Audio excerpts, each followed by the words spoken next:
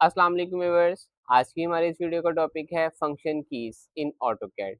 F1 से लेकर F12 तक फंक्शन कीज़ क्या होती हैं, ऑटोकैड में हम इनका किस तरीके से इस्तेमाल कर सकते हैं और इन कीज़ को इस्तेमाल करके हमें क्या बेनिफिट मिल सकता है, हमारी ड्राइंग किस तरीके से स्मूथ और हम इजीली वर्क कर सकते हैं। फंक्शन कीज़ को टॉगल कीज़ भी कहा जाता है।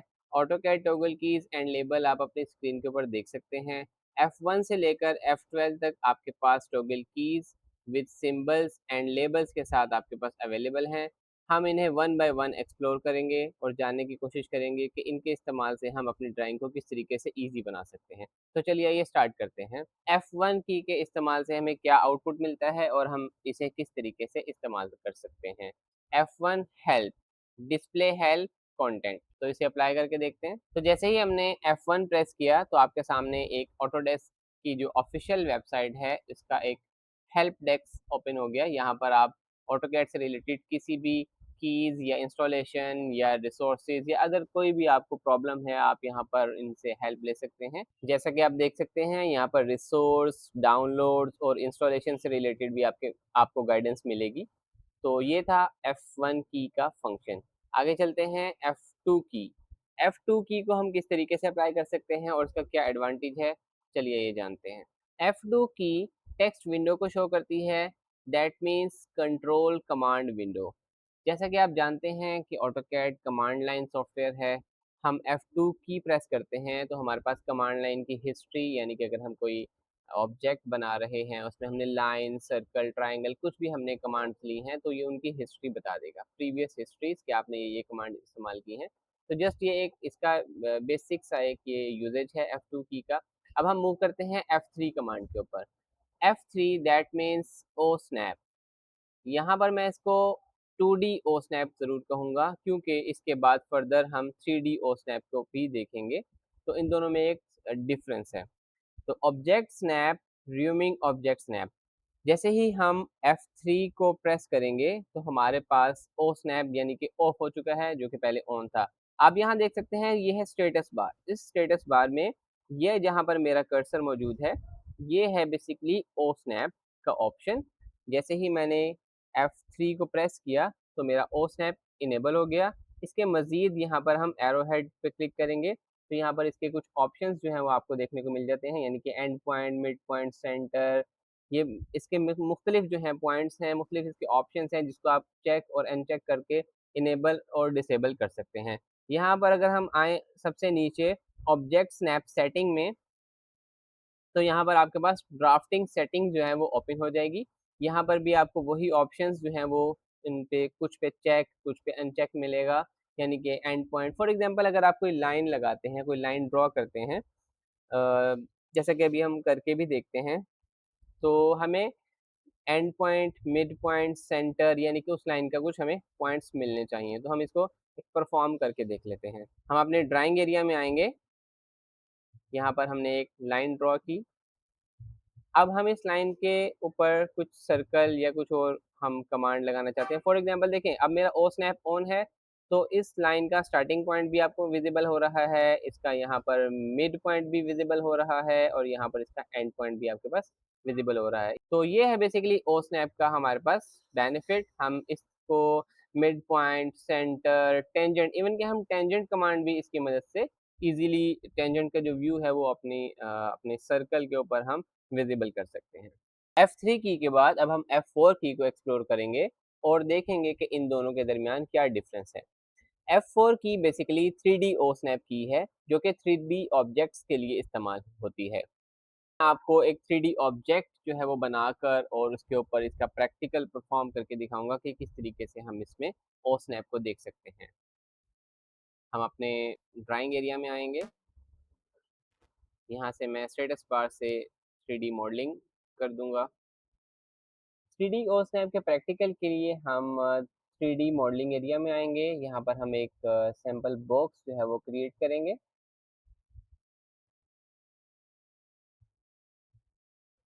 जैसा कि आप देख सकते हैं कि एक बॉक्स हमने सैम्पल बॉक्स क्रिएट किया।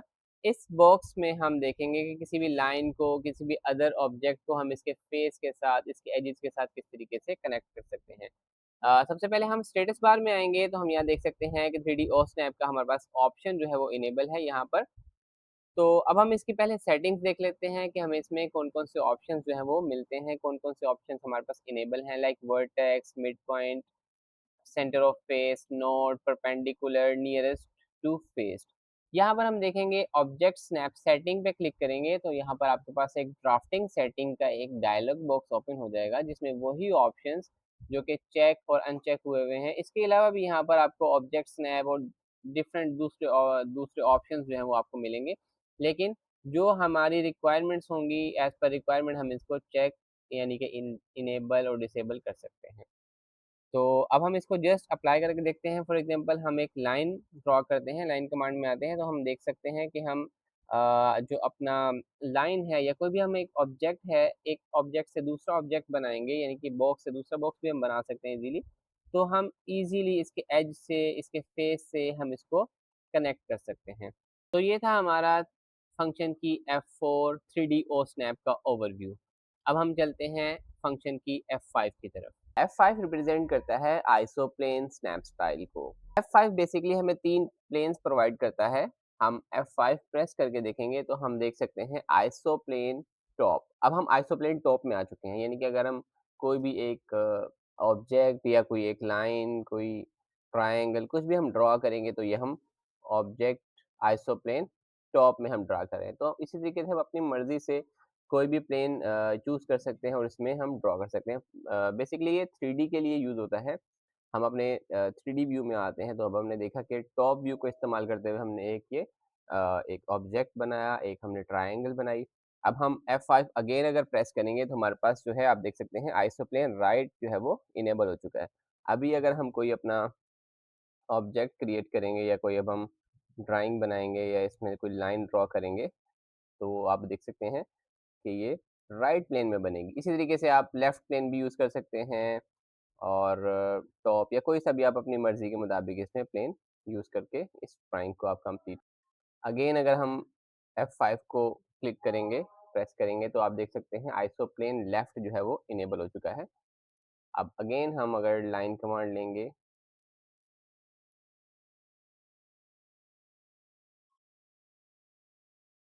आप देख सकते हैं कि हमारी ये जो एक बॉक्स है 3D में, ये कंप्लीट हो चुका है और 3 प्लेन्स को यूज़ करते हुए हम टॉप, राइट और लेफ्ट को यूज़ करते हुए हम जो आइसोप्लेन में हम कोई भी ऑब्जेक्ट बना सकते हैं।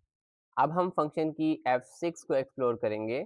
F6 डायनामिक यूसीएस को रिप्रेजेंट करती है। UCS stands for user coordinate system. जैसा कि आप 2D में भी देख सकते हैं, एक्स एक्सिस और वाई एक्सिस के हमारे पास यूसीएस जो हैं वो इनेबल होते हैं, जिनके ऊपर हम अपनी ड्राइंग को बनाते हैं। तो सबसे पहले हम आ जाते हैं स्टेटस बार में, हम डायनामिक यूसीएस के ऑप्शन जो है वो यहाँ पर देखते हैं कि कहाँ है। बाय डिफ़ॉल्ट तो हमें यहाँ पर डायनामिक यूसीएस का जो ऑप्शन है वो इनेबल नहीं मिलता या ऑप्शन मिलता ही नहीं है, तो आपने परेशान नहीं होना।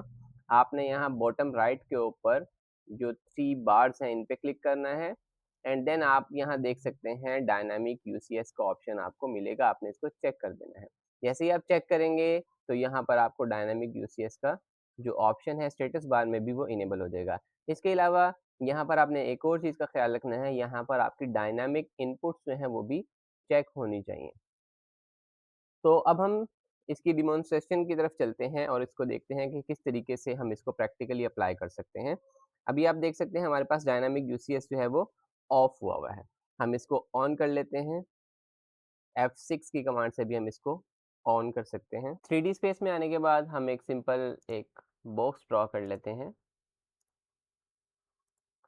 नॉर्मली आपने देखा होगा कि अगर आपको एक 3D ऑब्जेक्ट बनाना है तो आप उसको कहीं और बनाना चाहते हैं बट वो एक्चुअल में कहीं और किसी और जगह किसी और यूज़र कोऑर्डिनेट सिस्टम के ऊपर ड्रॉ हो जाता है।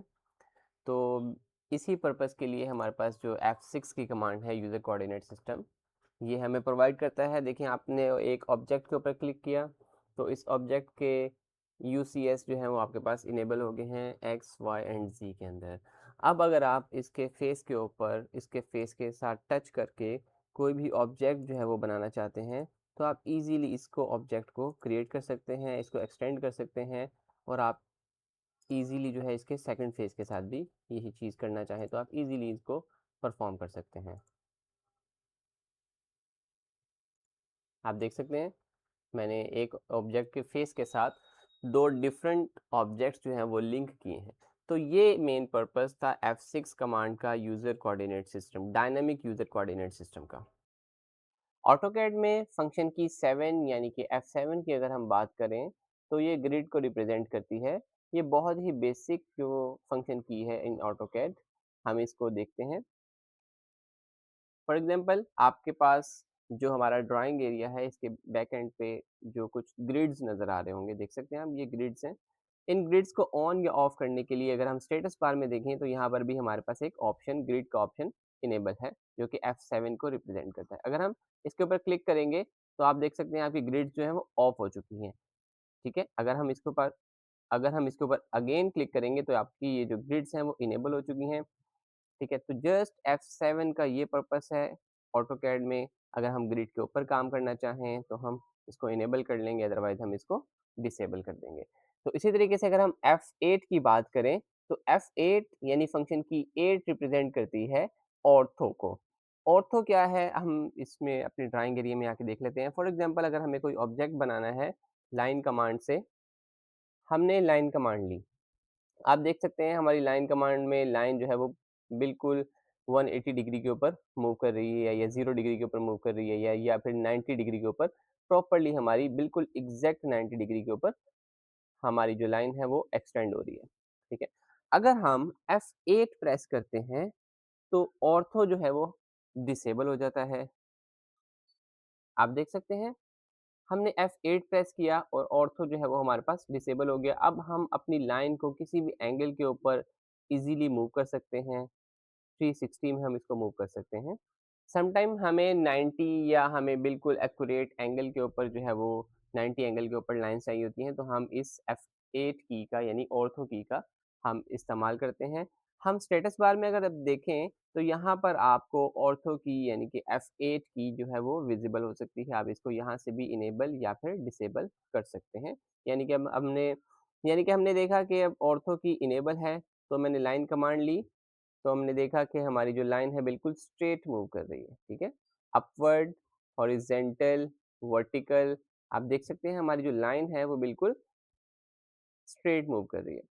अब मैं चाहता हूँ कि मुझे स्ट्रेट लाइन मूव नहीं करनी, मुझे किसी एंगल के ऊपर मूव करनी है, तो मैं यहाँ से ऑर्थो को ऑफ कर दूँगा। तो हम देख सकते हैं हमारी लाइन जो है वो 360 डिग्री में ईज़िली रोटेट कर सकती है। हम किसी भी जगह पर इसको फिक्स कर सकते हैं।